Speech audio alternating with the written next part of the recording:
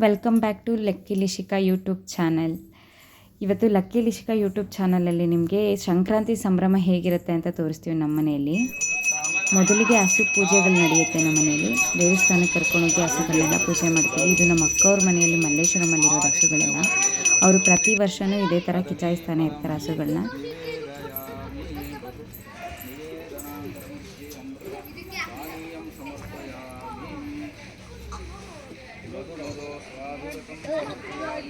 ಹಸು ಪೂಜೆ ಎಲ್ಲ ಮುಗಿಸ್ಕೊಂಡು ಮತ್ತು ಕಿಚಾಯಿಸೋ ಜಾಗಕ್ಕೆ ಕರ್ಕೊಂಡು ಬರ್ತಾರೆ. ಅಂದರೆ ಏನು ಹುಲ್ಲೆಲ್ಲ ಹಾಕಿ ಈ ಬೆಂಕಿ ಎಲ್ಲ ಹಚ್ಚಿರ್ತಾರಲ್ವ, ಆ ಜಾಗಕ್ಕೆ ಕರ್ಕೊಂಬಂದು ಅಲ್ಲಿ ಮನೆಯವರೆಲ್ಲ ಒಂದ್ಸಲ ಪೂಜೆ ಮಾಡ್ತಾರೆ. ಎಲ್ಲರೂ ಹಸುಗಳನ್ನೆಲ್ಲ ಹಿಡ್ಕೊಂಡು ನಿಂತಿರ್ತಾರೆ. ಈ ಹಳ್ಳಿಗಳಲ್ಲಿ ಮುಂಚೆ ಇದು ಸಂಕ್ರಾಂತಿ ಅಂದ್ರೇ ಹಸುನ ಕಿಚಾಯಿಸೋದೇ ಒಂದು ದೊಡ್ಡ ಹಬ್ಬ. ಅಂದರೆ ಇವಾಗ ನಾವು ಗೆಣಸು ಕಳೆಕಾಯಿ ಇದನ್ನು ಬೇಯಿಸ್ಕೊಳ್ತಿದ್ವಿ, ಮನೇಲಿ ಪೂಜೆ ಮಾಡೋದನ್ನೇ ದೊಡ್ಡ ಹಬ್ಬ ಮಾಡ್ಕೊಂಡಿದ್ವಿ. ಬಟ್ ಇದು ಹಸುಗಳಿಗೆ ಸ್ಪೆಷಲ್ ಹಬ್ಬ ಆಗಿರುತ್ತೆ. ಹಸುಗಳನ್ನ ಸಂಭ್ರಮದಿಂದ ರೆಡಿ ಮಾಡಿ ಅವಕ್ಕೆ ಅಲಂಕಾರ ಮಾಡ್ತಾರೆ. ಡಿಫ್ರೆಂಟ್ ಅಲಂಕಾರಗಳಿರ್ತವೆ, ಥರ ಅಲಂಕಾರಗಳು ಮಾಡ್ತಾರೆ.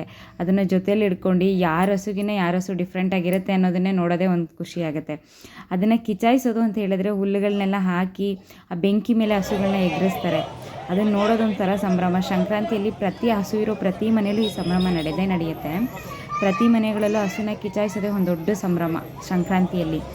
ಬಟ್ ಅದನ್ನು ನೋಡಬೇಕು ಅಂದ್ರೇ ಇವಾಗ ಸಿಗಲ್ಲ. ಯಾಕೆಂದರೆ ಹಸುಗಳು ಇವಾಗ ತುಂಬ ಸಾಕಲ್ಲ. ಬ್ಯಾಂಗ್ಳೂರು ಕಡೆ ನೋಡ್ತೀವಿ ಅಂದ್ರೇ ಅಪರೂಪ. ಇದು ನಮ್ಮ ಅಕ್ಕವ್ರ ಮನೇಲಿ ಪ್ರತಿ ವರ್ಷ ನಡೆಯುತ್ತೆ ಮಲ್ಲೇಶ್ವರಮಲ್ಲಿ. ಇದನ್ನೆಲ್ಲ ನೋಡಬೇಕು ಅಂದರೆ ಇವಾಗ ಹಳ್ಳಿಗೆ ಹೋಗ್ಬೇಕು. ಹಳ್ಳಿನೂ ಇಷ್ಟು ಸಂಭ್ರಮ ಆಗಲ್ಲ.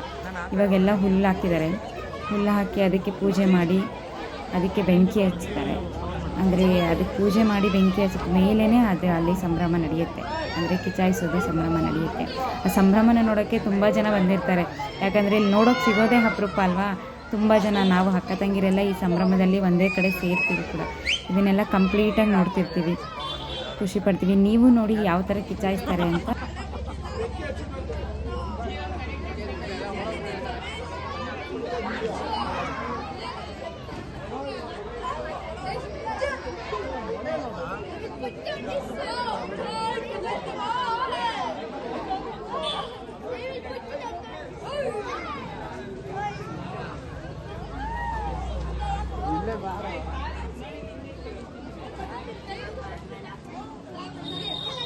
ನಾನು ಅಲ್ಲಿ ಆರೋದು ವಿಡಿಯೋ ಮಾಡಲ್ಲ. ಆಮೇಲೆ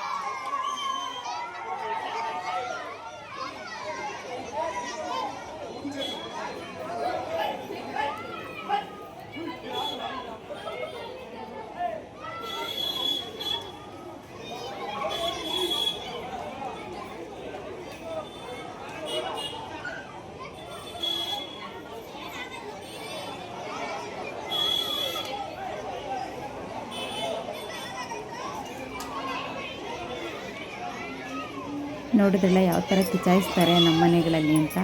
ನೆಕ್ಸ್ಟ್ ವೀಡಿಯೋದಲ್ಲಿ ಭೇಟಿ ಮಾಡೋಣ. Thank you.